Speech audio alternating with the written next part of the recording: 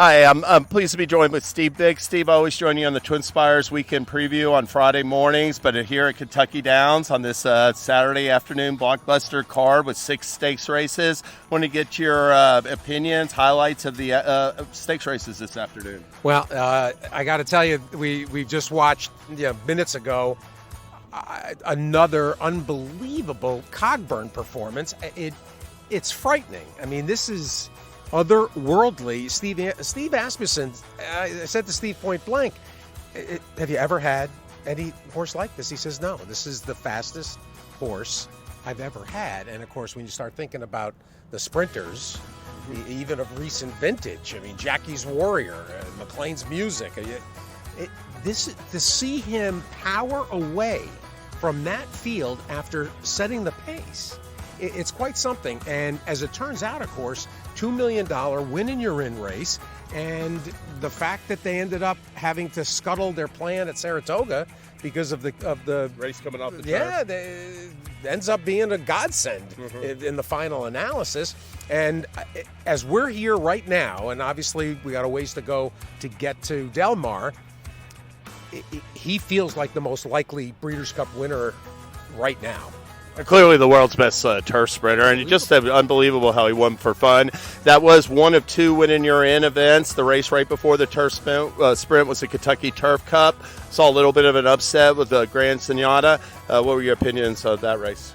My opinion was that I needed Brian Lynch and Jared Ludberry to get home with Highway Robber, who I thought made a winning move. And actually, one thing that we really should acknowledge, there was rain last night. At about 5 o'clock, a storm rolled in with hail and with not extended rain, but just enough to really, between the fresh ground after they took down the temporary rail, and that rain was just enough to really make this a much fairer course than we were dealing with the first 4 days.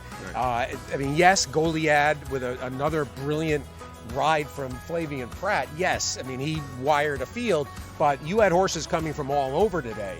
And certainly, who was it that had the tremendous rally that broke poorly? It was in the filly, the 10 that won that race with least. Simply in front. Eddie Keneally, and that is Eddie's 3rd big performance in 2 days, because you go back to Thursday and he had the stake win with Safine. He had the tremendous performance second off the claim with Patrick Lewis's Outador, the former, the veteran 7-year-old that they claimed off of Wesley Ward. He ran very well to be second. So Eddie is hot in here. It is notable how often certain outfits will get hot, and it's not just limited to the outfits. It's also the jocks. You get jocks that just start to win here, then they'll cool off just as quickly.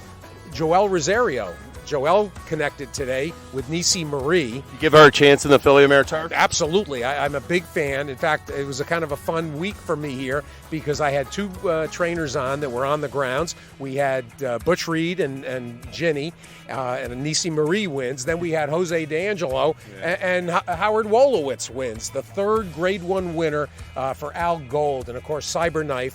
The first 2, an Arkansas Derby, a Haskell. Now he wins this inaugural kind of quizzical Grade 1. I know that not everybody, understands why this became a Grade 1, but they're not taking it away now. He's a lightly raced horse full of promise, too. Very much. He's a Munnings. The question is, I'm not sure how far he wants to go and where D'Angelo and that team, Chad Summers, of course, managing stock, and Joe Hardoon. Al Gold, who's been in the game a long time and had plenty of struggles, had an issue where he was frankly being cheated, and he stuck it out in the game, and he's been rewarded long term here with Cyberknife, and now another. This is a Munnings, son of Munnings, wins a Grade 1. That's a horse that's going to get a chance to do more. So there was so much going on today. It's been one after another. The people that turned out here, they had a big crowd on hand. It's just been really idyllic. If you haven't been here, if you think it's someplace that you want to come, it is. You can fold in a Nashville tie-in if you want. There's things to do up in Bowling Green. The way the races and the race days are spaced, it's a lot of fun. I mean, there's just so much to like about what is going on here. Well, thank you so much for your insights. You do such a great job, and thank you for all your contributions to horse racing. It's my pleasure.